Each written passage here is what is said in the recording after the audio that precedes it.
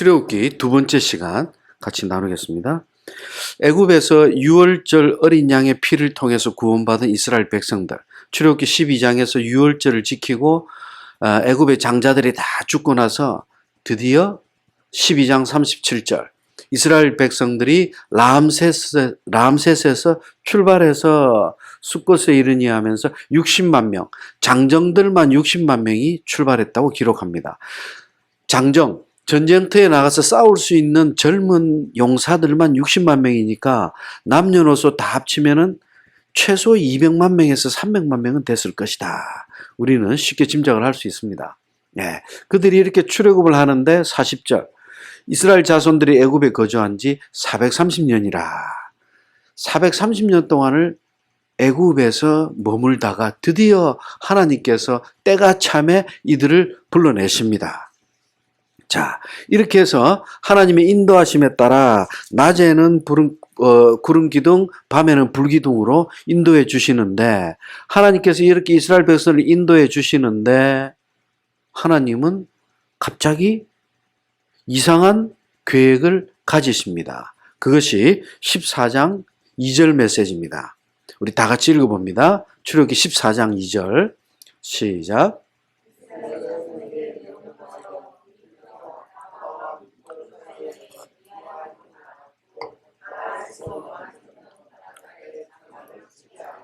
아멘. 2절에 보면요. 돌이켜라는 단어가 나옵니다. 이게 히브리어로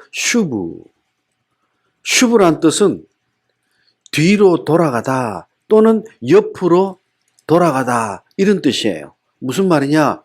하나님께서 이스라엘 백성들을 정상적으로 인도에서 나오시다가 갑자기 방향을 획 틀어버리십니다. 그러면 방향을 틀어버리셨으면 더 좋은 방향이나 좋은 길로 가야 되는데 전혀 뜻밖의 일이 발생합니다.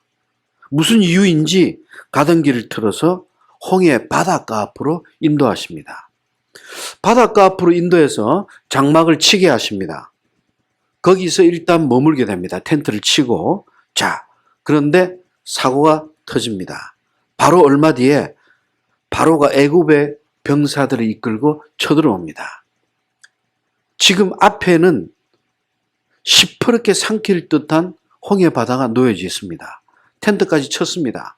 차라리 텐트를 안 쳤으면 빨리 신속하게 피신이라도 할 수 있는데 하나님은 14장 2절에서 장막을 치라고 하십니다. 무슨 의도일까요?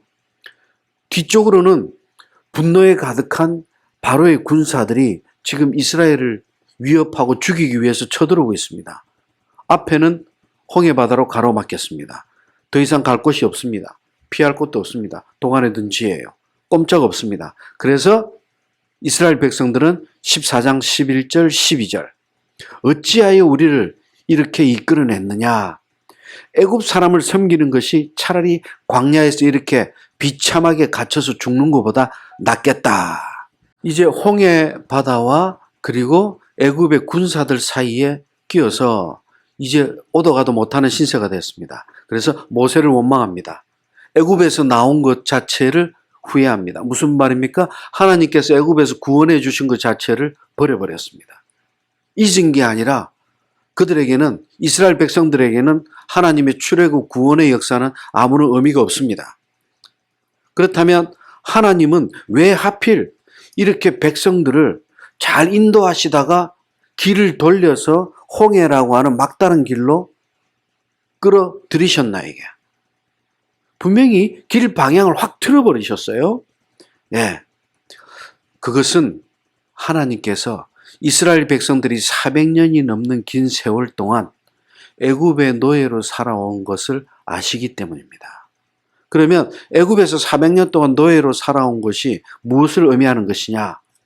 이들에게는 지금 믿음이 하나도 없습니다. 하나님이 누군지도 모릅니다. 전쟁을 해본 적도 없습니다. 노예살이로 수백 년 동안 각인이 돼 있어요. 이들이 할 수 있는 것이라고는 아무것도 없습니다. 연약합니다. 보잘것없습니다. 힘도 없고 능력도 없습니다. 하나님은 이들의 현재 이 상태를 너무나 잘 알고 계십니다. 그토록 보잘것없고 아무것도 할 수 없는 족속들이기에 하나님은 의도적으로 홍해 앞바다로 인도하셨어요. 왜? 출애굽기 14장 13절 14절 모세가 백성들에게 이야기합니다. 너희는 두려워하지 말라. 가만히 서서 여호와께서 오늘 너희를 위해 행하시는 구원을 보라. 여러분 뭐라고 이야기합니까? 첫째, 두려워하지 말라. 두 번째, 가만히 있으라.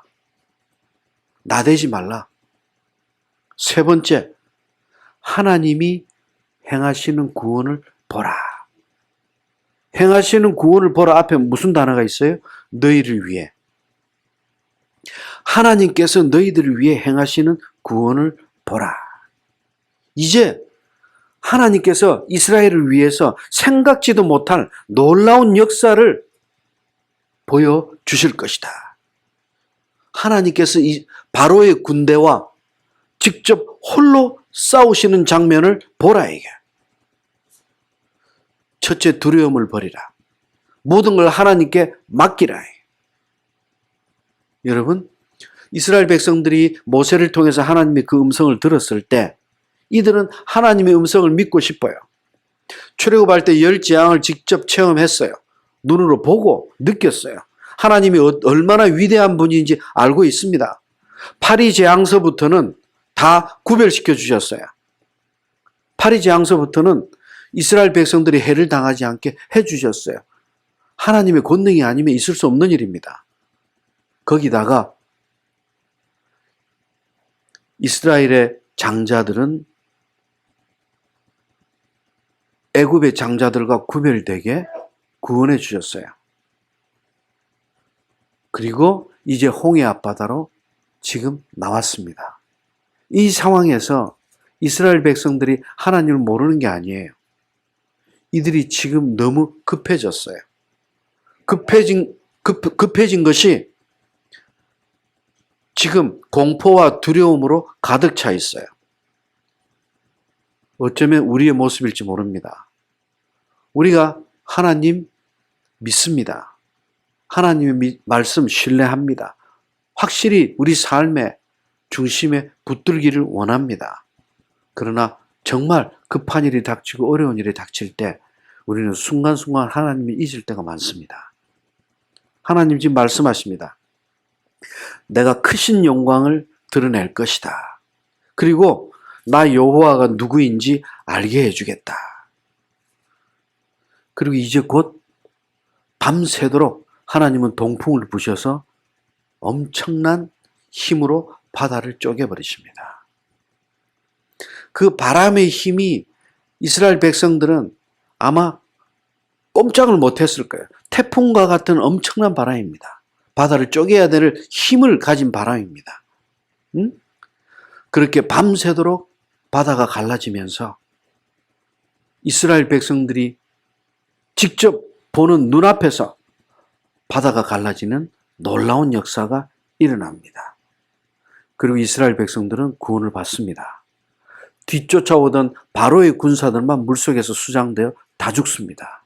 이 사건을 통해서 하나님의 말씀대로 여호와가 누구신지 이스라엘은 알게 됩니다.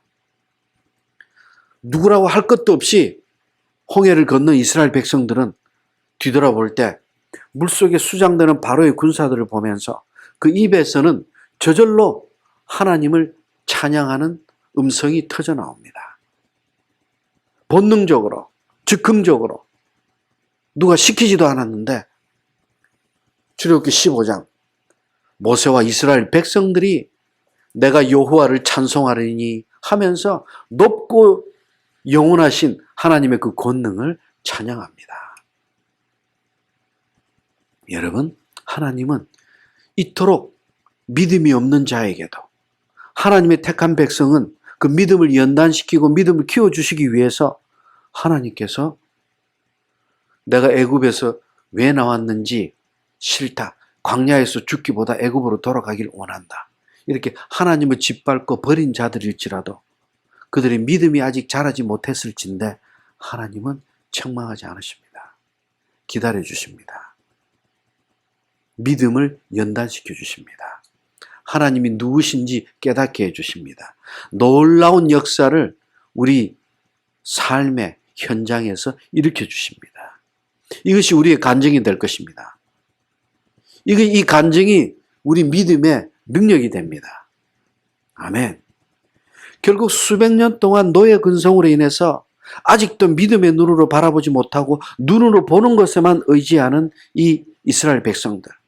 결국 홍해바다와 하나님이 아니라 홍해바다와 바로의 군사들만 바라볼 때 이들은 두려울 수밖에 없습니다. 여러분, 두려움이 내 속에 임하는 순간 내게서 믿음은 사라집니다. 왜? 두려움과 믿음은 공존할 수 없기 때문입니다. 아멘? 여러분, 내 안에 두려움이 있습니까? 내가 만약에 기도하면서 두려움을 갖고 의심을 갖고 기도하고 있다면 여러분, 이 기도는요, 시간이 많이 걸립니다. 능력의 기도가 아닙니다. 열매 맺는 기도가 아닙니다. 내 안에 두려움이 있고 의심을 품은 상태에서 기도하고 있다면 내 안에 참 믿음이 이미 떠나 있는 거예요. 아멘? 내가 큰일을 당했을 때 내가 두려움을 일시에 버릴 수는 없습니다. 그러나 기도하면서 하나님의 은혜와 성령의 능력 가운데서 두려움이 떠나가게 됩니다. 의심이 떠나가게 됩니다. 아멘. 아멘. 하나님이 이를 위해서 가까운 지름길을 두고도 홍해를 지나서 먼 광야길로 이들을 인도하시는 거예요. 우리의 신앙도 마찬가지예요. 쉽게 신앙생활을 할 수 있어요. 고난도 없이 쉽게 돈 잘 벌고 건강하고 죽을 때까지 내 하고 싶은 거 다 하다가 그렇게 신앙생활을 하면서 주일날 썬데이 크리스찬으로 세상 모든 게 그냥 두리뭉실 좋게 살아갈 수 있어요. 여러분, 그게 축복인 줄로 우리가 착각할 수 있습니다.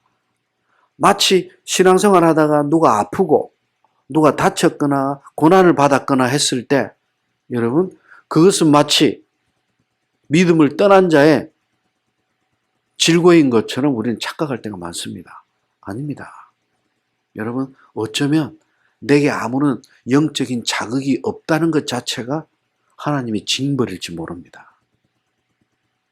내가 아직도 누군가를 위해서 기도할 수 있다는 것, 누군가의 아픔을 위해서 내 마음이 그쪽에 가 있다는 것, 내가 아직도 하나님을 섬기기 위해서 내 마음과 내 뜻이 아직 그곳에 머물고 있다는 것. 어떻게 보면 근심 속에 살아가는 것 같지만 아닙니다. 그것이 믿음 안에 하나님의 평강이고 형통입니다. 아멘? 아멘. 예. 이렇게 해서 홍해를 지나고 하나님을 찬양한 이스라엘 백성들은 15장 22절 수르 광야를 통해서 사흘길을 갔으나 물을 얻지 못하고 23절 마라에 도착합니다. 마라에 도착했더니 물은 있는데 써서 마실 수가 없어요. 하나님께서 25절 한 나뭇가지를 던져서 물을 달게 해주십니다. 일시적으로 마실 것을 해결했어요. 그리고 27절 엘림이라고 하는 오아시스에 도착합니다. 이 엘림에 도착하니까 물샘 12개가 있어요. 우물이 12개가 있고 종려나무 그늘이 70주가 있어요. 여러분, 자, 엘림은 오아시스입니다. 홍해바다를 건넌 후에 마라를 지나서 이스라엘 백성들이 출애굽한 이후에 두 번째로 텐트를 친 장소가 바로 이 오아시스 엘림입니다. 엘림이라고 하는 뜻은요, 큰 나무라는 의미입니다. 엘림, 이것은 메마른 광야, 제대로 된 나무도 없고 물도 없는 메마른 광야에서 생수의 샘을 공급해주는 비옥한 오아시스 지역입니다. 오아시스. 근데 여기에 물샘이 12개가 있고 종려나무 70그루가 있어요. 분명히 수백만 명의 백성들이 휴식을 취할 안식처로는 최적의 장소입니다. 그런데 분명히 아까 출애굽기 12장 37절에는 출애굽할 당시에 장정만 60만 명이라고 아까 이야기했어요. 그죠? 장정만 60만 명이면은 남녀노소 포함해서 200만 명, 300만 명, 수백만 명이 됩니다. 여러분, 어떻게 수백만 명의 백성들이 물 웅덩이 12개와 나무 70그루 속에 들어가서 다 물을 마시고 그늘을 얻을 수가 있을까요? 상식적으로 이치에 맞지가 않죠. 그죠? 여러분? 그러면 이 물샘 12개와 종려나무 70그루로 어떻게 이스라엘 백성들이 안식을 취하고 있다고, 휴식을 취하고 있다고 지금 의미를 부여하고 있을까? 여러분, 출애굽기 13장 21절에 보면요. 낮에는 구름 기둥, 밤에는 불 기둥으로 하나님이 인도해 주셨다고 기록이 되어 있습니다. 이미 뜨거운 낮에는 그 뜨거운 땡빛에서 갈증에 메말라 하는 이스라엘 백성들을 위해서 하나님께서 행군 중에 그늘을 쳐주셨다는 것을 의미합니다. 그리고 사막 지역에는 영하로 떨어지지 않습니다. 그러나 밤이 되면 영상 5도일지라도 우리가 느끼는 한겨울처럼 춥습니다. 냉기가 돌아요. 낮과 밤의 온도차가 아주 심합니다. 그래서 밤에는 불기둥으로 온기를 주셨어요. 하나님은 70그루의 종려나무와 관계없이 이미 낮에는 구름기둥으로 그늘을 만들어 주셨어요. 아멘? 그렇다면 이 70그루는 뭘 의미하는 거냐? 마라에서 쓴물도 단물로 바꿔주셨어요. 그러면 12개의 웅덩이 샘물은 뭘 이야기하는 거냐? 꼭 12개였나? 꼭 70그루였는가? 여러분, 우리는 분명한 것은 70그루로는 수백만 명이 그늘을 만들 수 없다는 것은 상식적으로 알고 있습니다. 그렇다면 이 의미는 단순한 숫자의 개념을 넘어서 분명히 중요한 영적 의미가 내포되어 있을 것이다. 그것이 무엇이냐? 즉 엘림에 있는 12개의 샘물은 이스라엘의 12족속 모두가 누릴 수 있는 생수를 의미하는 것이다. 70그루 종려나무는 이스라엘을 대표하는 70장로들의 모든 장막에 주어진 온전한 휴식처를 의미하는 것이다. 즉 하나님께서 물샘 12개와 종려나무 70그루를 주셨다는 것은 이스라엘 백성들 전체를 위해서 상징적으로 대표되는 10이라고 하는 숫자와 70이라는 숫자를 통해서 마실 것과 온전한 그늘로 된 휴식처를 하나님의 은혜 가운데 베풀어 주셨다는 것을 상징적으로 은유하는 것이다. 숫자적인 문자적인 개념으로 우리가 해석할 수는 없다는 거예요. 그래서 시편 23편에도 보면 여호와는 나의 목자시니 내게 부족함이 없으리로다. 그가 나를 푸른 풀밭에 누이시며 쉴만한 물가로 인도하신다. 오늘날도 마찬가지입니다. 뭐가 필요하십니까? 여러분, 하나님은요, 우리의 필요를 모두 알고 계십니다. 왜 주시지 않습니까? 그것이 우리에게 필요한 것이 아니기 때문입니다. 그것이 하나님께서 우리에게 반드시 필요한 것이라면 하나님은 기필코 우리에게 주십니다. 왜? 하나님의 영광을 드러내시기 위해서. 네. 광야와 같은 험난한 세상을 살아가는 우리 성도들에게 이 물샘 12개와 종려나무 70그루는 우리의 모든 필요를 아시는 하나님을 의미하는 것이다. 네. 그리고 이제 이스라엘 백성들은 엘림을 지나서 16장 1절 신광야에 도착합니다. 신광야. 마라에 이은 두 번째 휴식 장소입니다. 그리고 오아시스 엘림을 떠나서 첫 번째로 도착한 것이 신광야입니다. 여러분, 그런데 16장 1절에 보면 애굽에서 나온 후 둘째 달 15일이라. 무슨 말입니까? 이스라엘 백성들이 애굽에서 유월절을 지키고 그 다음 날 출발했으니까 지금 이 신광야에 도착했을 때가 약 한 달이 지났다는 것을 의미합니다. 아멘? 2월 15일에 지금 도착했잖아요. 그죠? 네. 이스라엘 백성들이 한 달이 지났는데 여기서 16장 3절 우리를 광야로 불러내어 굶어 죽게 하는도다. 또다시 모세와 아론을 원망합니다. 왜? 배가 고파서. 배고프다는 이유 하나로 출애굽의 역사를 원망합니다. 차라리 노예일지언정 애굽에서 살 때가 더 좋았다는 거예요. 지금보다 더 나았다는 거예요. 정말 하나님 마음을 아프게 합니다. 여러분, 바로 앞에서 마라에서 마실 것이 없어서 거기서 쓴물을 단물로 바꿔주시고 오아시스에서 하나님께서 엘림에서 마실 것, 쉴 것 다 해결해 주셨어요. 근데 16장 신광야에 도착하니까 먹을 것이 없어요. 마실 것은 해결했는데 이제 먹을 것이 없어요.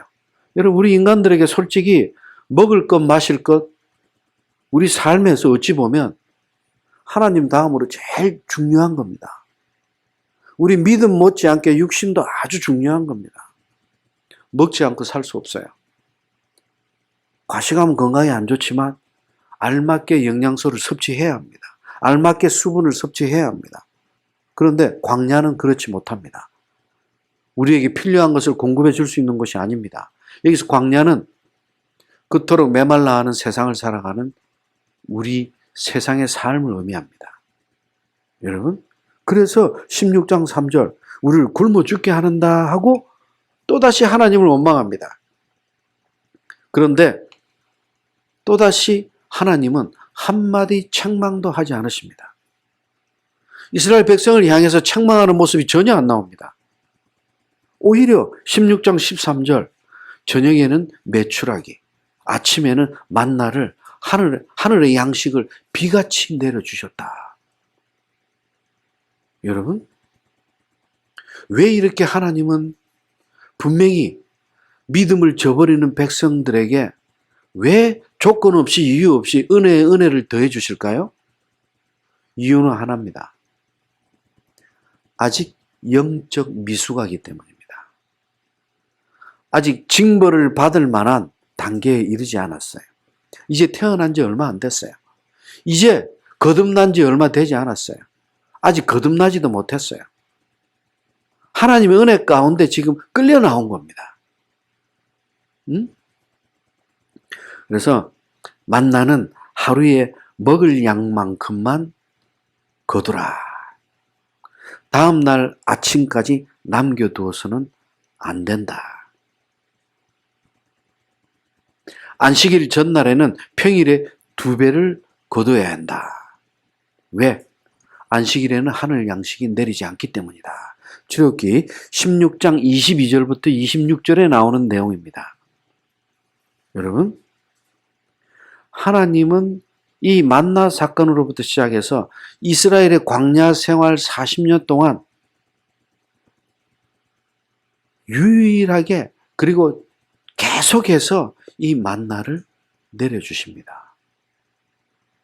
왜 내려주실까요? 광야에서 먹을 수 있는 유일한 것이 만나라는 것을 깨달아서 오직 하나님만 바라고 하나님만 의지할 수 있도록, 하늘만 바랄 수 있도록, 하늘 양식이에요. 그렇다면 하늘에서 만나를 계속 내려주시는데 이 만나에 담긴 또 다른 의미는 없는 것일까? 40년 동안 하늘에서 내려준 만나 속에 어떤 영적 의미가 있는 것은 아닐까?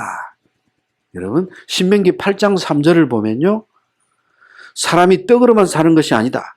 여호와의 입에서 나오는 모든 말씀으로 사는 줄을 알게 하기 위해서 만나를 주셨다고, 만나를 주신 의미를 기록합니다. 분명히 육체적인 배고픔을 해결하기 위해서 주신 거예요.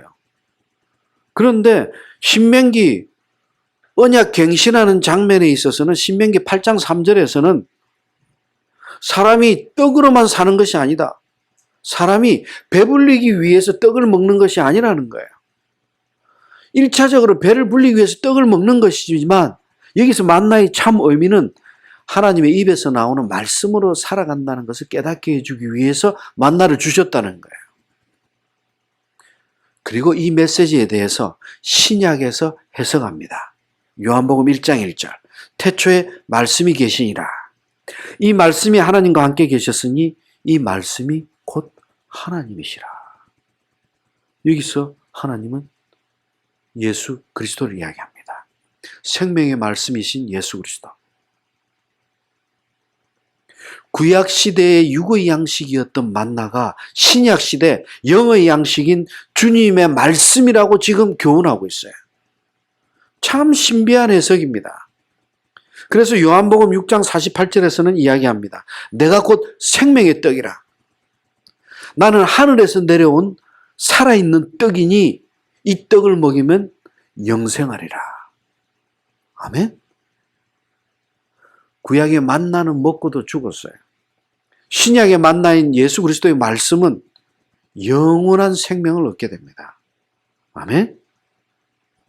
따라서 만나의 모습이 출애굽기 16장 14절 31절에 나오는데요. 만나의 모습이 첫째 작습니다. 두 번째 동그래요. 세 번째 힙니다. 네 번째 달다고 기록이 됩니다. 이 네 가지 만나의 모습이 무엇을 의미하는 것일까? 여러분, 만나가 곧 신약의 영생의 말씀 예수 그리스도라고 이야기했어요. 즉 만나의 네 가지 모습은 사복음서처럼 예수 그리스도의 다양한 성품을 상징하는 거예요. 만나가 작다는 것은 성육신하셔서 말구유에서 탄생하신 주님의 낮아지심과 겸손을 의미합니다. 만나가 둥글다는 것은 주님의 영원하신 생명을 의미합니다. 만나가 하얀 순백의 빛깔이란 지니고 있다는 것은 주님의 순결을 의미합니다. 그리고 만나가 달다는 것은 달고 오묘한 생명의 말씀을 의미합니다.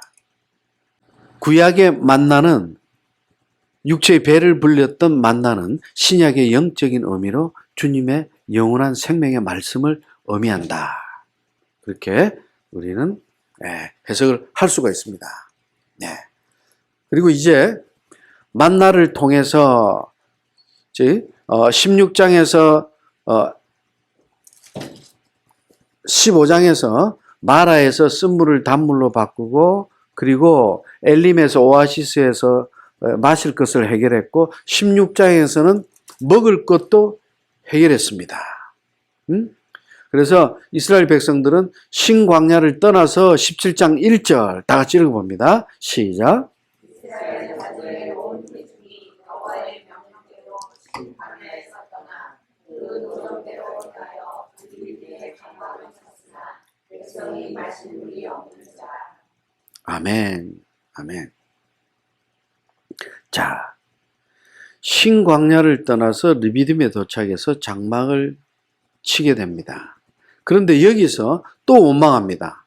왜? 1절 끝에 나오죠? 마실 물이 없습니다. 마실 게 없어요. 출애굽기 17장 3절에 보면 당신이 어찌하여 우리를 인도해내서 목말라 죽게 하느냐. 아까 마라에서 쓴물을 단물로 바꾸었고 엘림에서 오아시스에서 누렸던 물은 이들에게 충분한 갈증을 해소할 만한 물은 아닙니다. 이들은 또다시 목이 마르니까 지금 불평합니다. 먹을 것은 16장에서 만나로 해결했어요.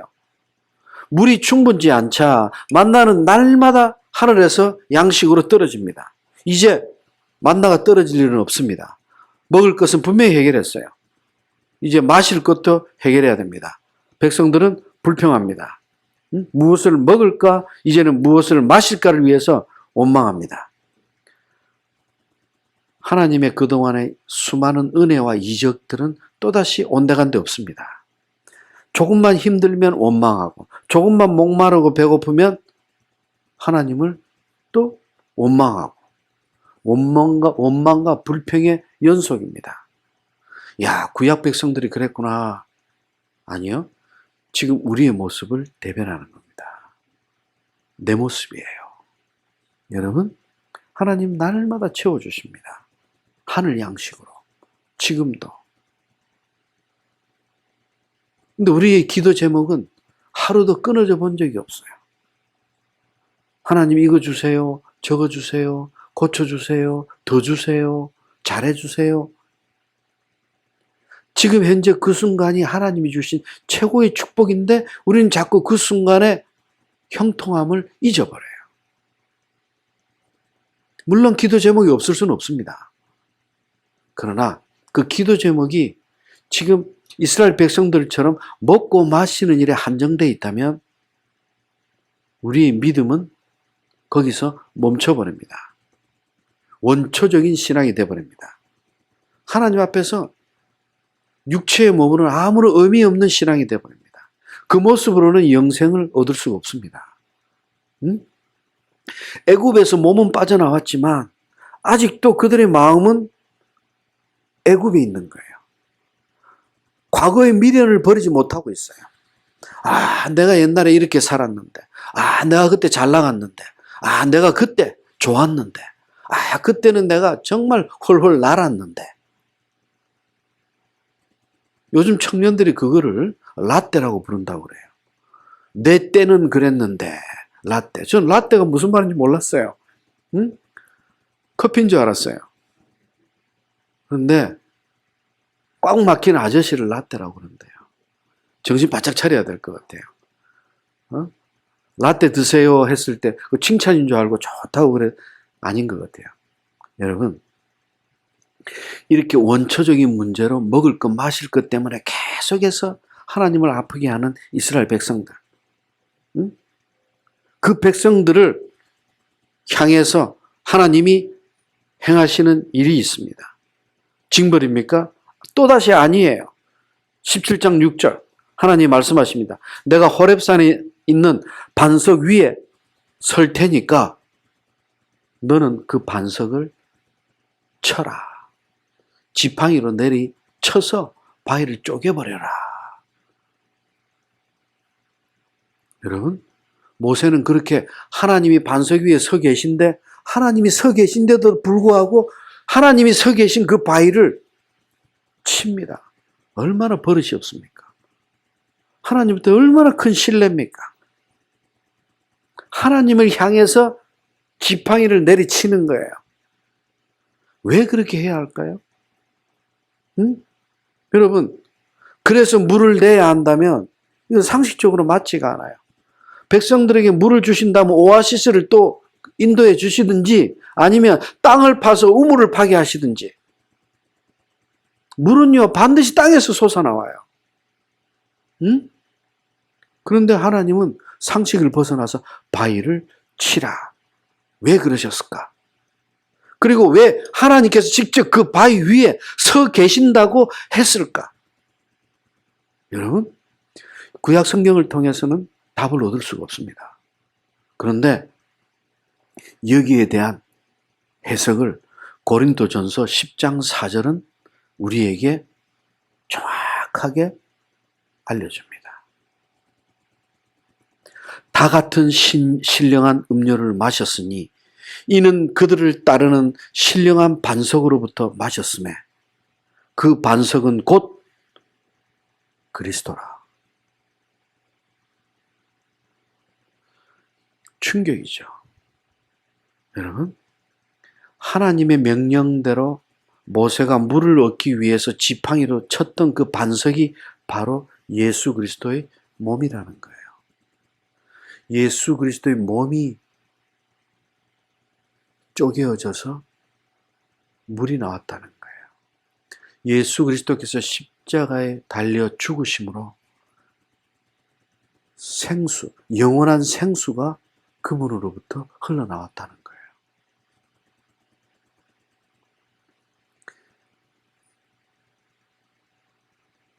생명의 물, 성령의 생수, 영원한 생명,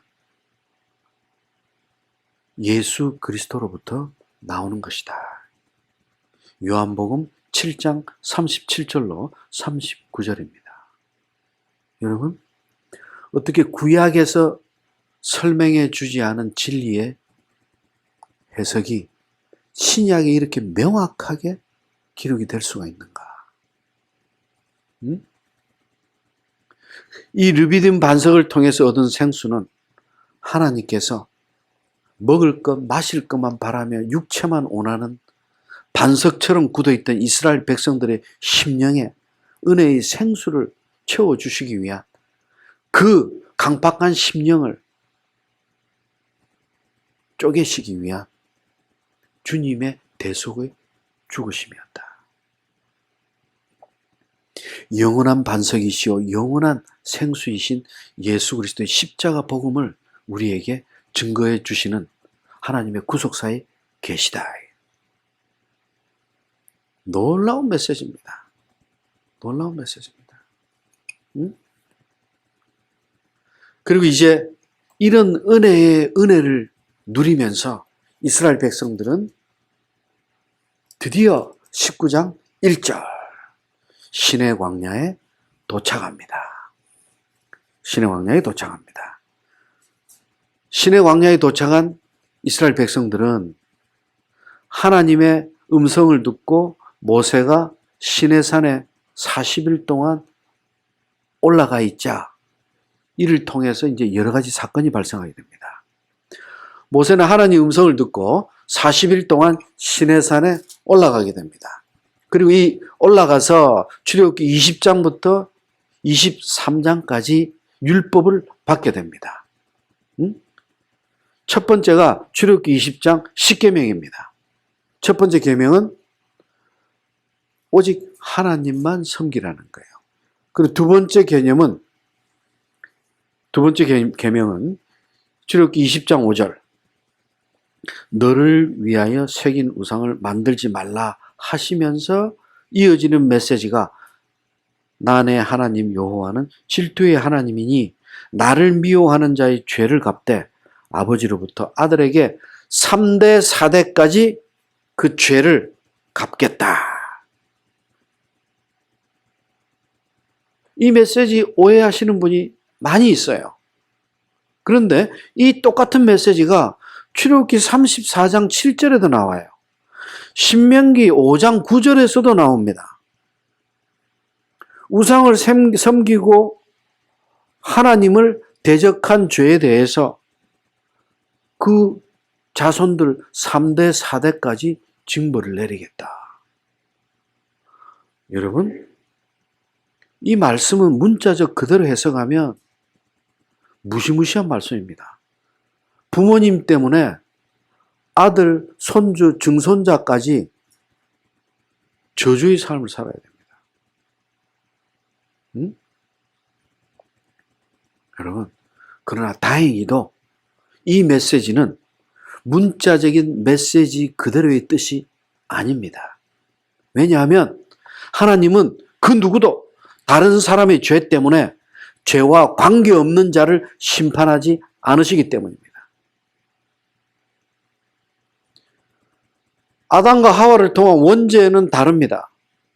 그때는 인간이 아담과 하와밖에 없었어요. 그로 인해서 죄가 들어오면서 생명이 번성되기 시작합니다. 그 원죄하고는 전혀 다른 거예요. 여러분, 신앙은 부모가 장로라고 해서 부모가 내 어머니가 권사라고 해서 자녀들도 천국 가는 거 아니에요. 믿음은 1대1의 하나님과 나의 1대1의 관계예요. 축복과 저주도 마찬가지예요. 내 구원을 다른 사람이 대신할 수 없듯이 나의 죄 문제도 다른 사람이 대신하는 게 아니에요. 중보기도는 할 수 있어요. 아무리 가까운 부모, 형제, 가족, 친지일지라도 각 사람은 자기가 행한 대로 그 죄값으로 죄의 심판에 이르게 된다. 사도 바울은 로마서 2장 6절로 8절에 이에 대해서 명확하게 기록합니다. 그리고 신명기 24장 16절 각 사람은 자기 죄로 말미암아 죽임을 당할 것이다. 분명히 자기 죄로 인해서 자기가 보응을 받게 된다고 이야기합니다. 그러면 이 지금 10계명 중에 2계명과 관련돼서 3대 4대째 부모의 죄를 물려받게 된다, 징벌을 물려받게 된다는 것은 뭐냐? 그것은 문자적인 뜻이 아니라 출애굽기 20장 6절의 메시지도 같이 해석해서 보아야 합니다. 20장 6절을 읽어봅니다. 다 같이 시작.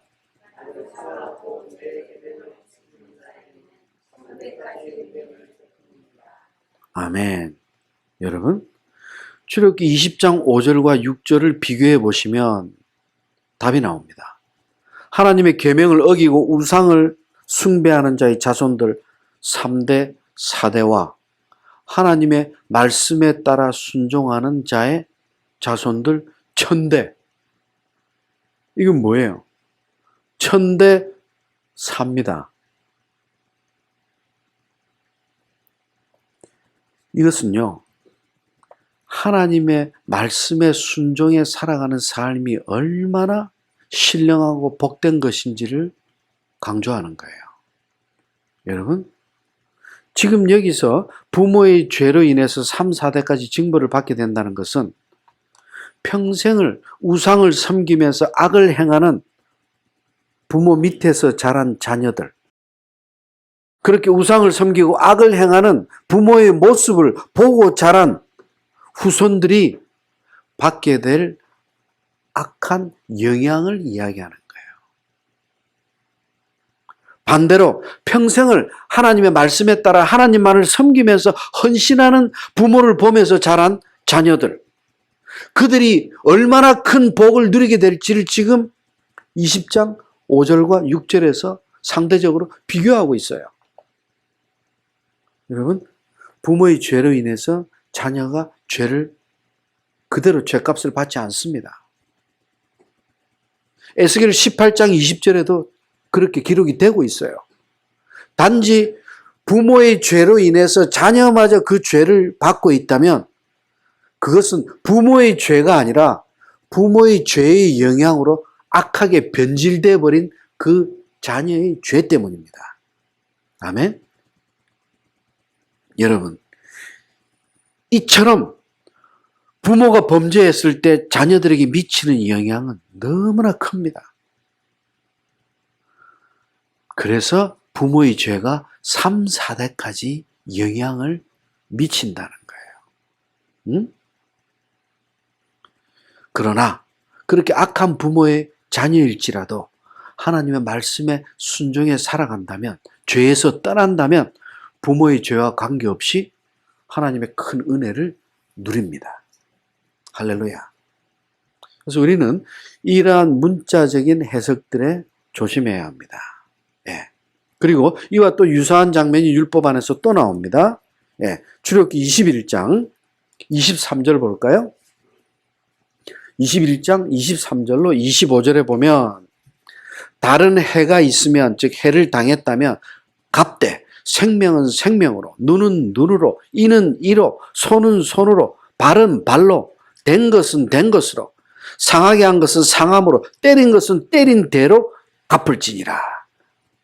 이 말씀도 앞에 그 이계명 메시지와 좀 유사한 문자적으로 그대로 해석해서는 안 됩니다. 여러분, 가해자가 피해를 입힌 대로 똑같이 그대로 피해를 줘라. 지금 그렇게 해석이 됩니다.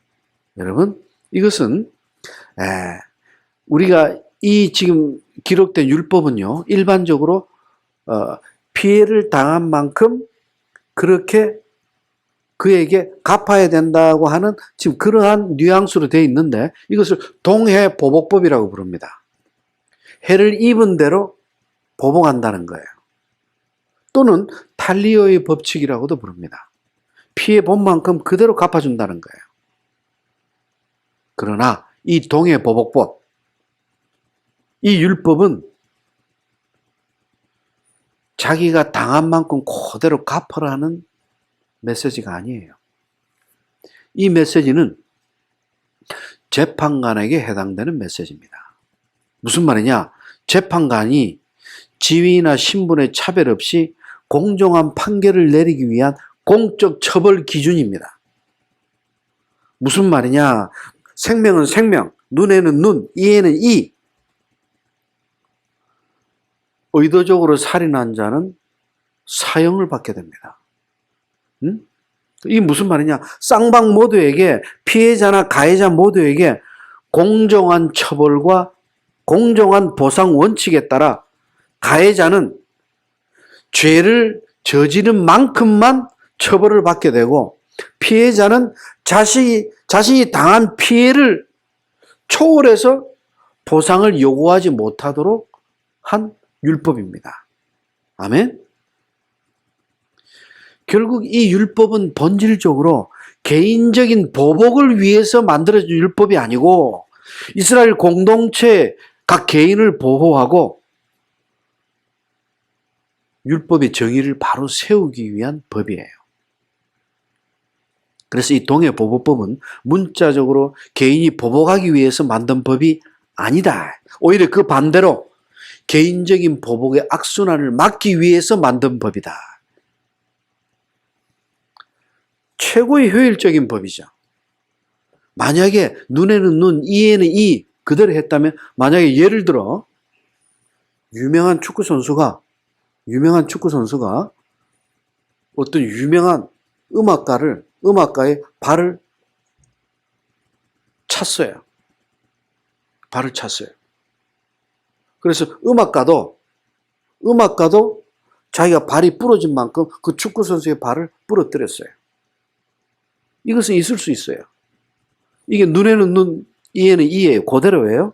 근데 여러분은 거꾸로 가정해 보세요. 만약에 음악가가 프로 축구 선수의 발을 차서 발을 부러뜨렸어요. 그러면 이 음악가도 발이 부러지는 벌을 받아야 합니다. 불공평하죠. 프로 축구 선수는 자기 직업을 잃었어요. 음악가는 연주하는데 아무 지장이 없습니다. 그러면 이에는 이, 눈에는 눈, 문자적인 해석으로 그대로 해석한다면 이것은 불공정한 법이 됩니다. 네. 재판관이 가해자와 피해자에게 가장 효율적이고 공정한 처벌이 내려질 수 있도록 만든 하나님의 법이 동해보복법이다. 아멘. 율법은 하나도 빈틈이 없습니다.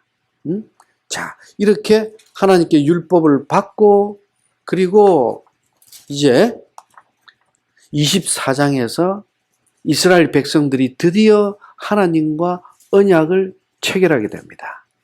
시내산 언약 체결의 모습입니다. 드디어 이스라엘 백성들이 수백 년 동안 애굽의 노예로 살아왔던 이스라엘 백성들이 공식적인 하나님의 백성이 됩니다. 이스라엘 민족이 됩니다. 언약을 체결합니다. 그리고 하나님은 이스라엘 백성들에게 모세를 통해서 출애굽기 25장부터 마지막 40장까지 성막과 관련한 계시를 해주십니다. 성막 계시. 출애굽기 25장부터 40장까지는 대부분이 성막 메시지예요. 성막을 어떻게 만들 것인가. 그리고 출애굽기 40장은 완성된 성막에 하나님의 영광이 충만하면서 출애굽기는 끝납니다. 여러분, 왜 출애굽기에서 25장에서 40장까지 전체 대부분을 성막 메시지로 기록을 했을까? 이 성막에 관련된 메시지는요, 성경 전체에 약 50장이 기록이 됩니다. 50장에 걸쳐서. 이 분량은요, 메시아를 제외하고 단일 주제로 가장 많은 분량입니다. 신구약을 통틀어서. 성경 전체가 1189장이에요. 50장에 걸쳐서 성막을 기록하고 있다는 것은 성경 전체 내용의 5% 이상이 성막의 메시지라는 거예요. 이건 엄청난 겁니다. 단일 주제입니다. 도대체 이 성막이 뭘 의미하는 것이기에?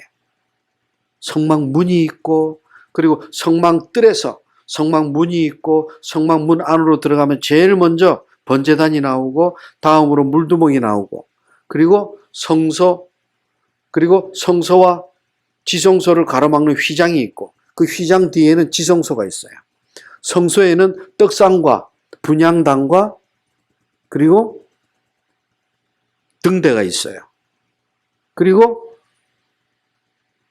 분향단을 지나서 성막 안에 성소와 지성소를 가로막고 있는 휘장을 건너가면 법궤가 있어요. 지성소입니다. 법궤의 뚜껑, 시은좌, 하나님이 은혜를 베푸는 자리라고 해서 하나님이 임재가 머무는 곳입니다. 이곳은 아무나 들어가지 못합니다. 대제사장이 7월 10일 대속죄일 날 1년에 단 하루 들어갑니다. 한 번 들어갑니다. 다른 사람이 들어가면 죽습니다. 대제사장도 자기의 죄를 먼저 대속 희생제물의 피를 통해서 피를 뿌리고 나서 자기 죄를 속함받고 자기도 들어갈 수 있어요. 지성소에 들어갈 수 있는 유일한 사람이 대제사장 한 사람입니다. 여기서 대제사장은 영원하신 대제사장 예수 그리스도를 예표합니다. 그러나 대제사장은 인간에게 자기 죄를 속해야 하지만 영원하신 대제사장 예수 그리스도는 죄가 없으신 분이에요. 그래서 이 성막은 이스라엘 백성들이 시내산 밑에 머물면서 만든 하나님의 임재의 장소입니다. 성막을 어떻게 만들었느냐? 하나님의 명령대로, 하나님이 시키시는 대로, 하나님의 뜻대로, 전적인 하나님의 의도대로 만들어집니다. 성막, 히브리어로 미시칸, 거주지란 뜻입니다. 하나님께서 이스라엘 백성 한가운데 거주하시겠다는 뜻이에요. 그래서 성막이 만들어진 이후로 이스라엘 백성들은 성막을 중심으로 동서남북으로 세 지파씩 성막 한가운데, 이스라엘 한가운데 성막이 배치하게 됩니다. 이 성막을 어떻게 사용하고 이 성막 안에서 어떻게 예배드릴 것인가를 기록한 책이 레위기예요. 레위기. 이스라엘 백성들은 하나님께 제사함을 받기 위해서 성막 안에 반드시 들어가야 돼요. 제사를 지내야 돼요. 피의 제사, 자신의 죄를 대신해서 희생제물의 피를 뿌려야 돼요. 여기서 자기의 죄를 대신할 제물은 영원하신 제물인 예수 그리스도를 의미합니다. 성막이 이스라엘 백성들의 한가운데 있다는 것은, 12지파 한가운데 있다는 것은 하나님의 백성들의 삶 한가운데 하나님이 함께 하심을 의미합니다. 이것은 또한 날마다 하나님 중심의 삶을 살아야 한다는 것을 의미합니다. 여러분, 히브리서 8장 5절은 이야기합니다. 그들이 섬기는 것은 하늘에 있는 것의 모형과 그림자라. 무슨 말입니까? 구약시대의 성막이 하나님 비밀의 계시의 모형과 그림자라는 거예요. 이 성막이 곧 장차 말구유에서 성육신하실 예수 그리스도를 모형으로 보여주고 있다는 거예요. 성막. 성막이 이스라엘 백성들 한가운데 들어갔다는 것은 임마누엘 하나님으로 우리의 심령 한가운데 들어오신 예수 그리스도를 이야기하는 거예요. 그래서 마태복음 27장 50절, 예수 그리스도께서 십자가에 죽으실 때 성소와 지성소를 가로막고 있던 휘장이 쫙 찢어져 버립니다. 그리고 히브리서 10장 20절은 이야기합니다. 이 찢어진 휘장이 예수 그리스도의 몸이었다. 휘장이 찢어짐으로, 예수 그리스도의 십자가에 죽으심으로, 당신의 몸이 찢어지심으로, 죽으심으로 휘장이 찢어지고, 예수 그리스도의 십자가 보혈을 통해서 누구든지 이 보혈의 공로를 힘입어 하나님의 임재가 있는 지성소로 누구든지 들어갈 수가 있어요. 아멘. 이것이 성막입니다. 성막.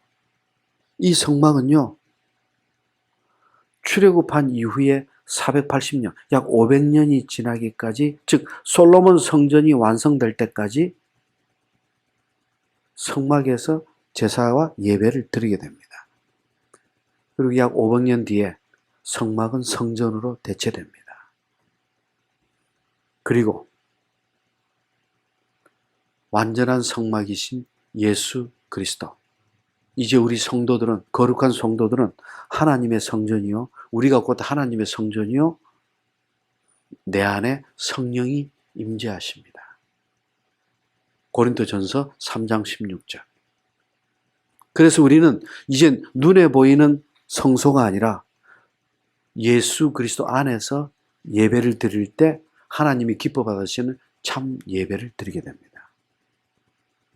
예수 그리스도, 진리의 영이신, 영원한 생명의 말씀이신 예수 그리스도.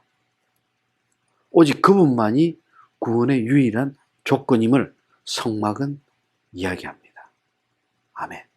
이것이 출애굽기의 마지막입니다. 그리고 이제 이 성막을 어떻게 사용할 것인가? 우린 다음 주 레위기를 통해서 나누겠습니다. 다 같이 기도합니다. 하나님 감사합니다. 이제 또 출애굽기의 영적 메시지를 우리가 같이 나누게 하시고 하나님 음성을 듣게 하시니 아버지 감사합니다. 이스라엘 백성들의 애굽에서의 그 고통과 그 절규로 시작한 출애굽기는 하나님 성막에 임재하신 하나님의 충만하신 영광으로 끝을 맺게 됩니다. 하나님, 그 충만하신 영광이 오늘도 우리의 믿음의 삶 가운데 임마누엘 하시는 하나님의 영으로 충만하실 줄로 믿습니다. 아버지 감사합니다. 존귀하신 예수 그리스도의 이름으로 기도하옵나이다. 아멘.